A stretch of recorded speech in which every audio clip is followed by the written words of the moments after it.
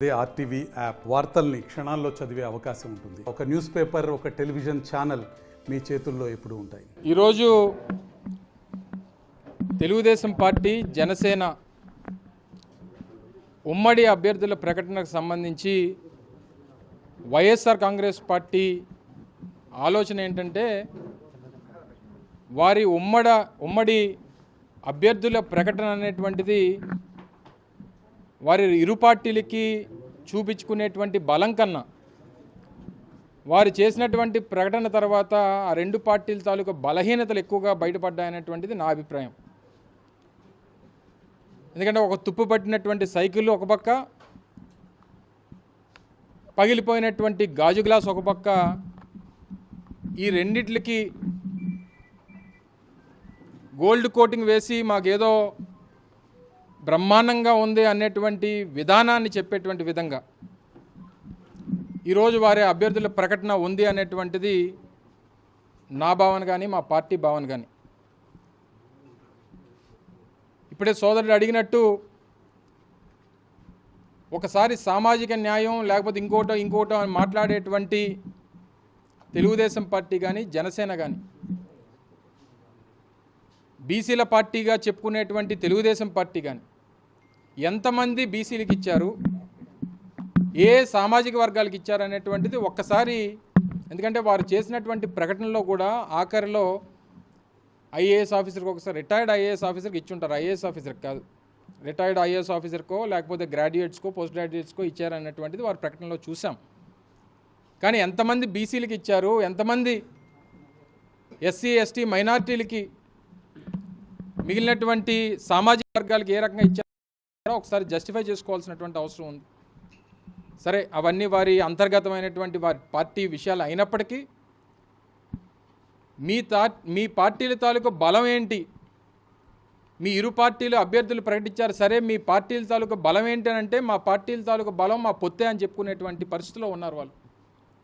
కానీ అదే వైఎస్ఆర్ కాంగ్రెస్ పార్టీ ఒంటరిగా పోటీ చేస్తుంది. మీ బలం ఏంటంటే గడిచినటువంటి 5 సంవత్సరాలుగా జగన్మోహన్ రెడ్డి గారి నాయకత్వంలో మేము చేసినటువంటి సంక్షేమం, అభివృద్ధిని చూసి ఓటేయమని చెప్పి ఒక పక్క వైఎస్ఆర్ కాంగ్రెస్ పార్టీ చెప్తా ఉంటే, మే ఇద్దరం కలిసాం కాబట్టి మాకు ఓటేయండి అని చెప్పుకునేటువంటి పరిస్థితుల్లో ఈరోజు ఆ ఇరు పార్టీలు ఉన్నాయి. అంతేగాని నేను 3 సార్లు ముఖ్యమంత్రిగా పనిచేశాను రాష్ట్రానికి, గతంలో ఈ పథకాలు ఇచ్చాను, ఈ కార్యక్రమాలు చేశాను కాబట్టి అవి చూసి నాకు ఓటేయండి అని చెప్పుకోలేనటువంటి దుస్థితిలో చంద్రబాబు నాయుడు ఒక పక్క, నన్ను ప్రజలు కోరుకుంటే నేనే ముఖ్యమంత్రిని అవుతానని చెప్పుకునేటువంటి పవన్ కళ్యాణ్ గారు, అయ్యో పాపం 24 సీట్లే ఇచ్చారు కదా, సరే ప్రజలకు మీరు సమాధానం చెప్పాల్సినటువంటి అవసరం లేదు, కానీ కనీసం మీ పార్టీలో ఉన్నటువంటి మీ పార్టీ కార్యకర్తలకి, మీరు గొప్పగా చెప్పుకునేటువంటి జన సైనికులకి, అరే 24 సీట్లలో మనం పోటీ చేస్తే మనం ముఖ్యమంత్రి కాలేము, మన స్థాయి ఇంతే అనేటువంటి పరిస్థితిని, ఆ పరిస్థితికి ఏం సమాధానం చెప్తారో మీ పార్టీ కార్యకర్తలకు కూడా ఒకసారి ఆలోచన చేసుకోవాలి. చివరికి ఇది ఎలా ఉందంటే మనం చూసాం, వెస్ట్ గోదావరి నుంచి కనీసం ఒక సీటు కూడా ప్రకటించినట్టుగా కనబడలేదు.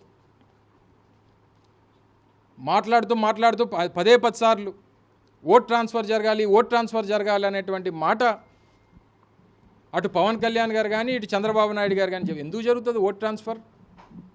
ఏం చేశారని ఓట్ ట్రాన్స్ఫర్ జరుగుతుంది? నాకు తెలిసి ఈ అభ్యర్థుల ప్రకటన చూసిన తర్వాత, లేదా వారు మాట్లాడుతున్నటువంటి మాటలు చూసిన తర్వాత నాకు అనిపించింది ఏంటంటే, కాపుల్ని కమ్మవారు నమ్మట్లేదు, కమ్మవారిని కాపులు నమ్మట్లేదు అనేటువంటి విధంగా ఆ వేదిక కనిపించింది అనేటువంటిది నా అభిప్రాయం. ఎందుకంటే కాపులకి చేసినటువంటి అన్యాయం వంగవీటి మోహనరంగ దగ్గర నుంచి మొదలుకొని మొన్న ముద్రగడ పద్మనాభం వరకు, పెద్దలు ముద్రగడ పద్మనాభం గారి కుటుంబ సభ్యుల్ని హింసించినటువంటి పరిస్థితుల వరకు ఎప్పటికీ కూడా కాపులు మర్చిపోరు. అయినప్పటికీ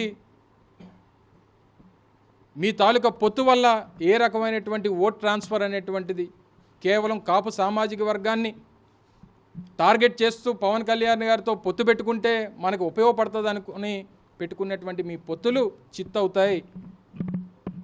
రాష్ట్ర వ్యాప్తంగా ఎక్కడ చూసినా సరే ఈరోజు జరిగినటువంటి ప్రకటనల తర్వాత, పొత్తుల్లో భాగంగా జనసేనకి ఇచ్చినటువంటి సీట్లు చూసిన తర్వాత ఎక్కడ కూడా కాపులకి కమ్మ వారికి మధ్య ఆ జరిగేటువంటి ఓట్ ట్రాన్స్ఫర్ ఏదైతే జరుగుతుందని చెప్పి అనుకుంటా ఉన్నారో అది జరగదు అనేటువంటిది కూడా తేటతెల్లం అవుతా ఉంది. ఏది ఏమైనప్పటికీ వైఎస్ఆర్ కాంగ్రెస్ పార్టీ ఒకే విధానం గడిచినటువంటి 5 సంవత్సరాలుగా వైఎస్ఆర్ కాంగ్రెస్ పార్టీ ప్రభుత్వం చేసినటువంటి అభివృద్ధి సంక్షేమాన్ని చూసి ఓటేయమని చెప్పి మేము చెప్తా ఉన్నాం. ఇది మా బలం అని చెప్పి చెప్తా ఉన్నాం. కానీ తెలుగుదేశం పార్టీ, జనసేన పార్టీ మా పొత్తులు చూసి ఓటేయండి అని చెప్పి చెప్తా ఉన్నారు. దీన్ని బట్టన్నా ప్రజలు గమనిస్తారు. తప్పకుండా మళ్ళీ వైఎస్ఆర్ కాంగ్రెస్ పార్టీని రెండోసారి ఈ రాష్ట్రంలో అధికారంలోకి తీసుకొస్తారని చెప్పి బలమైనటువంటి ఒక నమ్మకంతో ముందుకెళ్తా ఉన్నాం. దానికి సజీవ సాక్ష్యాలుగా అనేక సభలు, సిద్ధం సభలు కానీ ఇతరితర సభలు కానీ సాక్ష్యంగా కనబడతా ఉన్నాయనేటువంటి విషయాన్ని మరొకసారి మీ ద్వారా తెలియజేస్తా ఉన్నాం. సోషల్ ఇంజనీరింగ్ మేము అద్భుతంగా చేశాము, వాటిని దృష్టిలో పెట్టుకొని సీట్లు ప్రకటించాము, కొంతమంది కొత్త వారికి అవకాశం కల్పిస్తున్నాము అని చెప్పేసి కూడా చెప్తున్నారు. అయితే ఇదే సమయంలో మీ నియోజకవర్గంలో మాత్రం మాజీ మంత్రి పంతల రామకృష్ణ గారికి సీట్ ఇచ్చారు. ఎట్లా చూడాలి? నాకెక్కడ కూడా సోషల్ ఇంజనీరింగ్ అనేటువంటిది వారు ప్రకటించినటువంటి 99 సీట్లో ఎక్కడ కూడా సోషల్ ఇంజనీరింగ్ కనిపించలేదు, కానీ ప్యాకేజ్ ఇంజనీరింగ్ కనిపించింది. పూర్తి స్థాయిలో ఏ రకంగా ఇరు పార్టీలు కలిసి, ఎందుకంటే అనేక సందర్భాల్లో ఇదే జనసేనకు సంబంధించినటువంటి అధినేత మా పార్టీ కానీ మా నాయకులు కానీ మేము ఎక్కడ ఎన్నికల్లో రూపాయి ఖర్చు పెట్టం, ఓటుకి డబ్బు ఇవ్వం అనేటువంటి మాటలు పలికినటువంటి వ్యక్తులు నిన్నకాక మొన్న వారు మాట్లాడినటువంటి మాటలు కూడా చూసాం. ఓట్లని డబ్బులతో కొనాల్సిందే అనేటువంటి మాట వారు మాట్లాడినటువంటి వేదికను చూసాం. సో ఇది చూసిన తర్వాత ఇంకా సోషల్ ఇంజనీరింగ్ అనేటువంటిది ఎక్కడ కనిపిస్తూ ఉంది? కేవలం ప్యాకేజ్ ఇంజనీరింగ్ మాత్రమే కనిపిస్తూ ఉంది.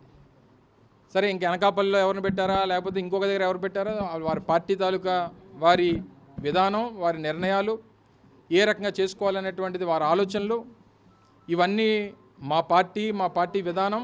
మేము ఏ రకంగా వెళ్ళాలి, మా ప్రకటన కూడా ఇందాక పెద్దలు చెప్పినట్టు గతంలో ఏ రకంగా 175 సీట్లు ఒకసారి ప్రకటన చేశామో, 25 మంది ఎంపీ అభ్యర్థులను ఏ రకంగా ఒకసారి ప్రకటన చేశామో ఆ రకంగానే మా లిస్ట్ వస్తుంది అనేటువంటిది కూడా తెలియజేస్తాం.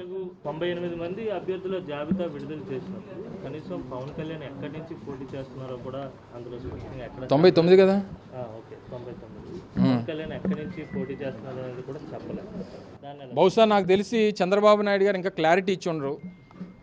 పవన్ కళ్యాణ్ గారు ఎక్కడి నుంచి పోటీ చేయాలనేటువంటిది నాకు తెలిసి ఈ ప్యాకేజ్ ఇంజనీరింగ్లో భాగంగా బహుశా చంద్రబాబు నాయుడు గారు ఇంకా క్లారిటీ పవన్ కళ్యాణ్ గారికి ఇచ్చి ఉండరు. నువ్వు ఎక్కడి నుంచి పోటీ చేయాలి, ఎక్కడ నిలబడాలి, ఏం చేయాలి, ఏ మీటింగులకి హాజరవ్వాలి, లేదా ఏ సీట్లు మీ పార్టీకి ఇస్తాననేటువంటిది ఇవన్నీ చంద్రబాబు నాయుడు గారు నిర్ణయం మేరకు జరుగుతూ ఉంది.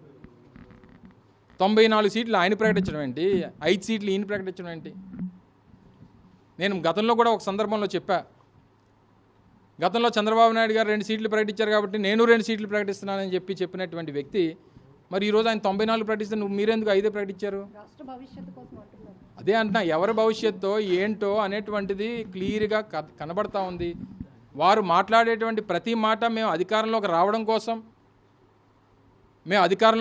కోసం పొత్తు పెట్టుకున్నామని చెప్తా ఉన్నారు తప్ప ప్రజల కోసం కానీ గతంలో మేము చేసినటువంటి పనులు చూసి కానీ మీరు ఓటేయండి అని చెప్పి ఎక్కడ చెప్పట్లేదే.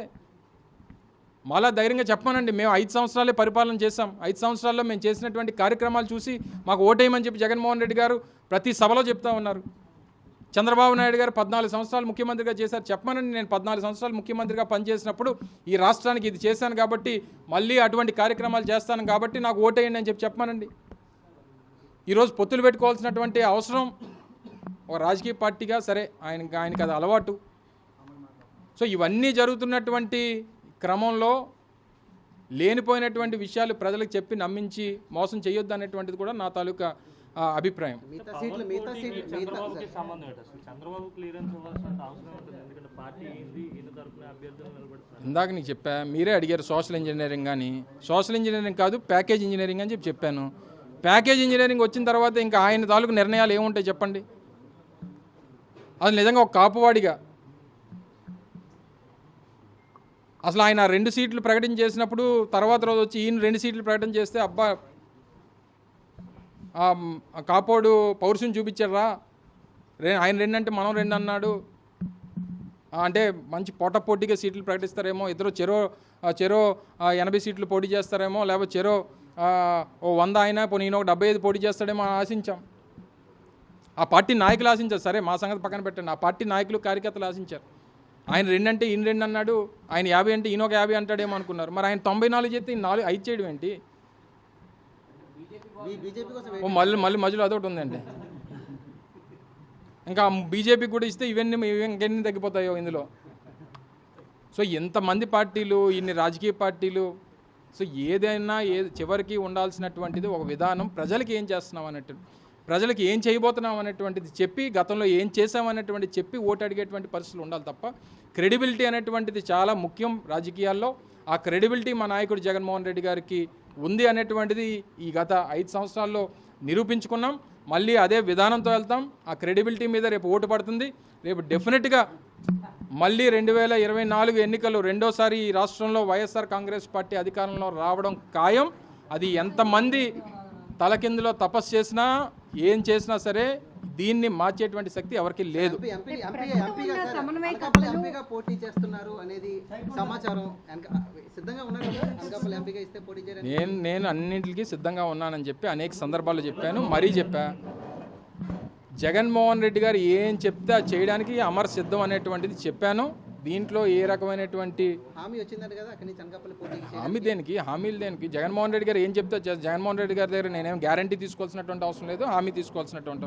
ఈరోజు పిలిచి చెయ్యి అని చెప్తే ఇచ్చేస్తాను, రేపు పిలిచి ఇంకోటి చేయమంటే అది చేస్తాను. సో నా వరకు నాకంటే ఎక్కువ తాపత్రయపడుతున్నటువంటి మీలాంటి వారికి నా తాలూకా మాట ఏంటంటే, మీరు గాబరా పడకండి. అమర్ని జగన్మోహన్ రెడ్డి గారు అందరికన్నా బాగా చూసుకుంటాడు. అందులోని ఏ రకమైనటువంటి సందేహం ఎవరికి అవసరం లేదు. మరిన్ని వీడియోస్ కోసం ఛానల్ ని సబ్స్క్రైబ్ చేయండి. లేటెస్ట్ అప్డేట్స్ కోసం వాట్సాప్ ఛానల్ ని ఫాలో చేయండి. అండ్ లింక్ డిస్క్రిప్షన్ లో ఉంది.